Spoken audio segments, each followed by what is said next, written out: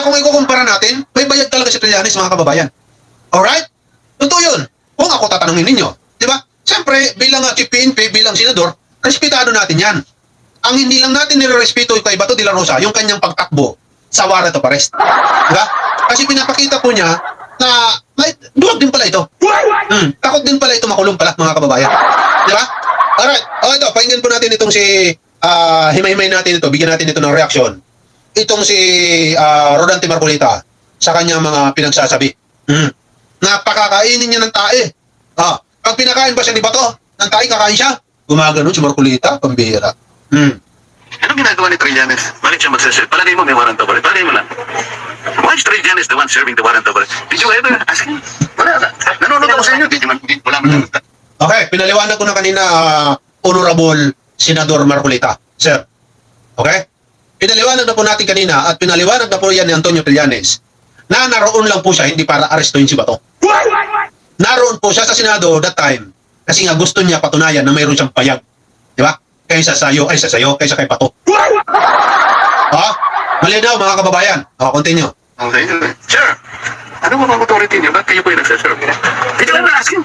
Wala. Tinanong naman, sir. Ano sabi Sagot niya, nandito daw siya kasi in answer to, sir, ano daw po yun? Sabi, challenge daw kasi ni Senator Bato. Kaya sabi ni Senator Bato na kumain siya ng tayo. Kakain siya ng tayo? Thank you. Okay. Sabi ni Marcolita, pag kakain daw si Antonio Trillanes ng tae, kakain ba si Trillanes? Pag sinabi daw ni Bato de la Rosa na kakain si Trillanes ng tae, kakain ba si Trillanes? Ang tanong dyan, palagay ko lang yes. Bakit? May bayad siya eh. Di ba? Pero nakadepende kung anong kapalit ng pagkain niyo ng tae. Sa palagay mo, Senador Marcolita, nakapuntos ka na kay Trillanes? Hindi. Dahil pag nakarating kay Trillanes siya, nakakain ba siya ng tae pag sinabi ni Bato? Ang isasagot sa'yo, kakain ako. Pero magpahuli siya sa ICC. Pustahan tayo. Pustahan tayo. Kung ako kay Trillanes, supalpalin ko itong matandang ito. Sasabihin ko talaga sa kanya, kakain ako ng tae, basta. Magpahuli siya sa ICC. Diba? Magpakulong siya. Diba? Ganun lang yun.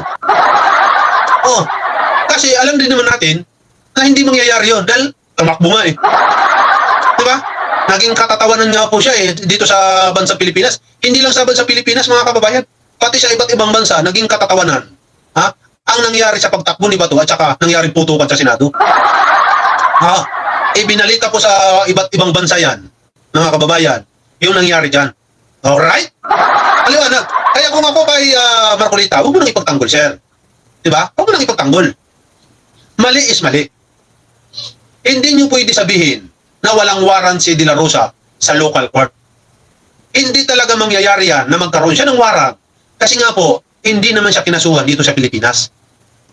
Sinubukan po sampahan ng kaso nila Trillanes ng mga biktima ng drug war. Itong sila Digong, sila De La Rosa, pero ano po nangyari? Ibinasura po nung panahon ni Digong. Kaya ang nangyari, tumakbo sila sa ICC. Nung pagtakbo nila sa ICC, inimbestigahan niya yon. Yun, napatunayan ng ICC, kaya nagkakaroon niya ng problema itong mga Duterte. Diba? Ngayon mga kababayan, nagre-reklamo po ang mga bangsamoro. Okay? Ang sabi naman dito ng mga bangsamoro, mga kababayan, mga Muslim ito, tingnan natin kung meron ba silang katwiran. Pakinggan natin. Kayo pumayag, kayo mga NBI, kayo mga polis, sundalo, kung gusto natin may kasalanan si Bato, may korte tayo, o matibalatan sa kanya, mag-file tayo ng kaso dito sa Pilipinas, para makita natin kung... Kayo mga NBI, mga sundalo. Sir, uulitin ko yung paliwanag ko. Si Bato de la Rosa ay hindi po ito masasampahan ng kasos dito ay hindi po ito malalabasan na po ng warrant of arrest dito sa Pilipinas. Kasi nga po, wala naman pong kaso na isinampa si Bato de la Rosa dito sa Pilipinas. Diba? Wala. Ang kaso po ni Bato de la Rosa ay naroon po yun sa International Criminal Court. Ay paano maglalabas ng warrant of arrest ang Supreme Court natin kay Bato de la Rosa kung wala naman itong isinasampang kaso? Diba? Ngayon, kung sasabihin ninyo na magsasampa ng kaso laban kay Bato de la Rosa dito sa Pilipinas, kailan pa yan matatapos? Pagpatay na yung uwak? Hindi po. Nariyan na po yung warrant eh. Di ba? Magbigay kayo ng respeto. Magbigay po tayo ng respeto sa batas ng iba't ibang bansa. Para tayo naman po ay respetuhin din nila. Ganun po yun. Simple lang po yan.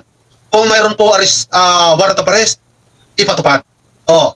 Ngayon, kung hindi naman ito susuko si Bato de la Rosa, kung hindi naman ito sabihin natin na natatakot siya, ay di wag na muna siya magpakita. Diba? Kung gusto niya magtago siya habang buhay, walang problema. Oh. Ang importante dito, ipatupad yung arrest warrant. Nasa kanya na yan kung paano siya magtago. Alright? Ganun yun. Diba? Kahit ano pa pong sabihin ninyo, shoutout muna dito kay Ma'am Tess Paraon. Ayan. Diba? Oo nga, may batas sa Pilipinas. Lahat naman, bakit yung ICC wala bang batas? May batas din naman ng ICC. Diba? Kung iniisip po natin na may batas tayo dito sa Pilipinas, isipin nyo rin yung ibang bansa. May sarili din silang batas. Alright? Wala po ito pinagkaiba. Ito makinig kayo mga DDS. Ikaw ay isang OFW. Wala kang document na roong ka sa Saudi Arabia. Ano ang tawag? Hindi lang sa Saudi, sa lahat ng bansa. Ano ang tawag sa iyo kapag wala kang document? Illegal alien. Di ba? Ikaw ay nagtatago sa batas kung saan bansa ka na roon kapag wala kang document. Di ba? Ano? Hinaharang ba natin? Sinasabi ba natin sa bansang yon? Oy, tika lang. Sinasabi ba ng OWA, ng DMW? Oy, tika lang. May sarili kaming batas dito. Ha? Huwag niyong pakialaman yan, yung mga illegal alien na yan, ha? Oo, Pilipino yan eh. Diba? Hindi po. Uhulihin at uhulihin ka sa bansang yun, ha? Kapag nagkasala ka. Maliwanag. Diba? Ganun din po yun mga kababayan. Kung saan isinampa yung kaso kay Bato de la Rosa, naturalmente, doon po yan maglalabas ng warrant of arrest. Simple lang po yan mga kababayan. Huwag na po natin guluhin pa. Kaya lang naman hindi kayo pumapayag kasi nga, DDS kayo. Diba? DDS kayo eh. O tanungin ko kayo mga DDS. Nung hindi pa nagiging presidente si Rodrigo Duterte, tanungin ko kayo, ano ang inyong nakasanayan sa buhay? Ha? Natanggap nyo ba ang patayan? Kapag may namamatay na kapitbahay mo, na pinapatay na walang kasalanan, nung hindi pa presidente si Digong, tinanggap nyo na ba ng maluwag sa inyong puso? O hindi? Diba? Kailan nyo lang naman tinanggap na pwede pala pumatay ng isang tao kahit ito'y pinaghihinalaan lang? Nung si Digong po ang nagsalita. Diba? Nung wala pa si Digong sa pagiging presidente, natanggap nyo ba sa sarili nyo na minumura-mura kayo? Ha? Sa inyong mga kaaway, di ba pumapalag tayo? Bakit mo ako minumura? Di ba gumaganon pa nga tayo eh? Wala kang karapatan para mura-murahin ako. Hindi kayo nagpapalaman sa akin, di ba gumaganon pa tayo? Oh. Pero nung pumasok si Digong, tinanggap nyo lahat ng maluwag. Ang pumatay, ang magmura, ang manghalik ng mga babae, di ba? Tinanggap nyo lahat. Bakit? Kasi nga, DDS kayo. Tama? DDS kayo. Oh. Kaya pati sa batas, na pati sa arrest warrant, ay tinatanggi ninyo. Di ba? Sinasabi ninyo, hindi pwede arestuhin si Bato de la Rosa kahit may warrant na. Wala kayong respeto samantala kapag tayo nagigipit, ang takbuhan nyo, Supreme Court. Diba? Tapos wala kayong respeto sa batas natin. Ha? What the heck? Diba? O kaya makinig kayo mga support ng mga DDS. Kasama na yung mga senador ng mga hudas. Makinig kayo lahat. Sumunod tayo sa batas. Kung nais po natin gumanda, di ba, ang Pilipinas. Di ba? Kapag sinabing bawal ang patayan, bawal. Di ba?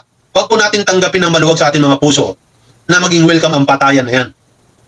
Ang kakapal naman ng mukha nyo mga DDS, mga Duterte, kung yung batas nga hindi nyo maipasa-pasa ang death penalty, tapos i-allow din nyo ang patayan, basta drug addict, patayin. Kung saan kayo nakakita ng ganung batas? Walang batas na ganun.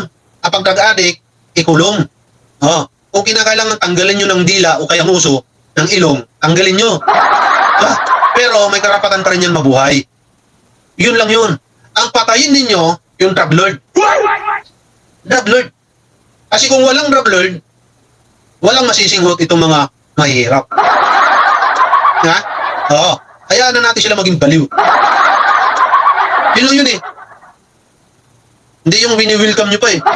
Mali na nga, wini-welcome nyo pa. Pati yung pagmumura na yan. Di ba? Alam nyo naman na bawal eh. Pinanganak kayo, bawal na po ang magmura eh. Tinuturuan kayo ng inyong mga magulang eh. Pero, winelcome natin nung si Digong po naging presidente. Di ba? Kasi, pag sinabi ni Digong, putang ina mo, papatayin kita. Yun, winelcome, nagtatawanan kayo. Ha? Hanggang sa nasanay kayo, ayun, ginaya nyo na ang mga pananakot ng mga Duterte. Ginagawa nyo na rin. Akala nyo naman may mga tira kayo. Di ba? Oh. Ganun yun mga kababayan, huwag po natin tanggapin sa puso natin yung mga bawal po magmura, putang ina nyo. Bawal yan ha, bawal yan. Kahit saan tayo bawal yan. Masama yan sa pandinig ng tao. Kaya huwag po tayo magmumura. Alright?